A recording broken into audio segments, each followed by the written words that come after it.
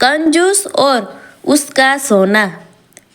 एक गांव में एक अमीर जमींदार रहता था। वह जितना अमीर था उतना ही कंजूस भी था। अपने धन को सुरक्षित रखने का उसने एक अजीब तरीका निकाला था।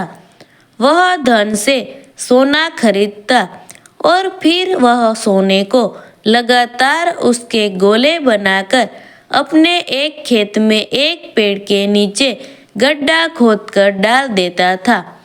रोज खेत जाना और गड्ढे को खोदकर सोने के गोले की गिनती करना उसकी दिनचर्या का हिस्सा था।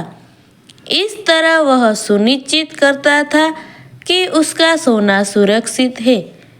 एक दिन एक चोर ने कंजूस आदमी को गड्ढे में से सोना निकालकर गिनते हुए देख लिया। वह छुपकर उसके जाने का इंतजार करने लगा। जैसे ही कंजूस आदमी गया, वह गड्ढे के पास पहुंचा और उसमें से सोना निकालकर भाग गया। अगले दिन जब कंजूस आदमी खेत में गड्ढे के पास पहुंचा, तो सारा सोना नदारद पाकर रोने पीटने लगा।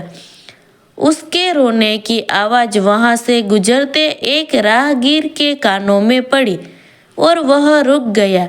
उसने कंजूस आदमी से रोने का कारण पूछा तो कंजूस आदमी बोला, मैं लूट गया, बर्बाद हो गया। कोई मेरा सारा सोना लेकर भाग गया। अब मैं क्या करूँगा? सोना किसने चुराया? कब चुराया? राहगीर आश्चर्य में पड़ गया। पता नहीं चोर ने कब इस गड्ढे को खोदा और सारा सोना लेकर 9-2-11 हो गया। मैं जब यहाँ पहुँचा तो सारा सोना गायब था। कंजूस आदमी बिलखते हुए बोला, गड्ढे से सोना ले गया। तुम अपना सोना यहाँ इस गड्ढे में क्यों रखते हो? अपने घर पर क्यों नहीं रखते? वहाँ जरूरत पड़ने पर तुम उसका आसानी से उपयोग कर सकते हो। राहगीर बोला, मैं अपने सोने को कभी हाथ नहीं लगाता।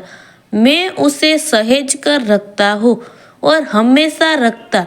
यदि वो चोर उसे चुरा कर नहीं ले जाता। कंजूस आदमी बोला।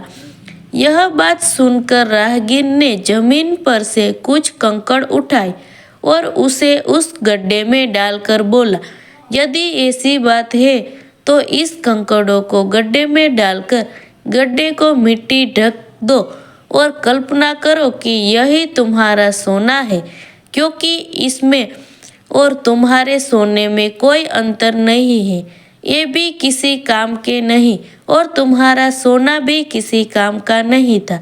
उस सोने का तुमने कभी कोई उपयोग ही नहीं किया, न ही करने वाले थे। उसका होना ना होना बराबर था।